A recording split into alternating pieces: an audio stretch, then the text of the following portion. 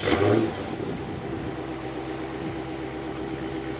redesigned 2018 Honda Accord features impressive drivability and technology, and that's enough to overcome just a few missteps, though the newfound sportiness of this car might not be for everyone. Now, we cover the exterior and interior of this car in a separate video on Cars.com, so be sure to check that out.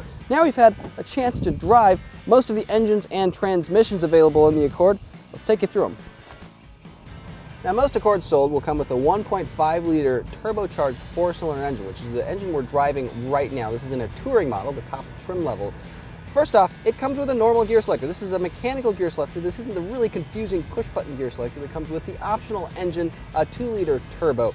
Now, as far as power, actually this engine is pretty good. Torque comes early, stays late. The continuously variable automatic transmission does have a little bit of non-linearity kind of starting out, but it fakes a nice sort of kick-down sensation when you're already up at speed and you press on the gas pedal for more power. Overall, not too bad. Certainly enough power even to go on uphill climbs up twisty mountain roads here at the Accord's press drive. Now, there is an optional 2-liter turbo that pairs with a 10-speed automatic transmission. A really nice drivetrain. Reminds us of the excellent 2-liter turbo in the Chevy Malibu, one of Honda's competitors here. Plateaus a little bit at higher RPM if you really try to rev it out, but other than that, the torque comes early, it stays late, and there's tons of it. Really a worthy replacement for last year's V6. Now, steering reminds us of the Honda Civic, which has very, very quick ratio steering. Kind of similar situation here in the Accord. You just crank the wheel a few degrees and it immediately repoints the nose. Very crisp turn in, makes the car feel very, very nimble. Starts to feel a little bit nose heavy if you push it hard around corners, but certainly the dynamics are not a liability. Most family cars end up reacting that way. Now, with its 19-inch wheels and low-profile tires, the Accord rides on the firm side, but it's a polished, high-quality sort of firm. It doesn't really feel choppy like the old Accord with 19s did. There's available adaptive shock absorbers on touring models, which we're driving right now. Again, they add just a degree of polish and control over everything. You know, I don't mind it so much. Some people who want really just absolute isolation and don't want to feel anything underneath are going to want to look elsewhere because the Accord feels a little bit busier than a lot of its competitors.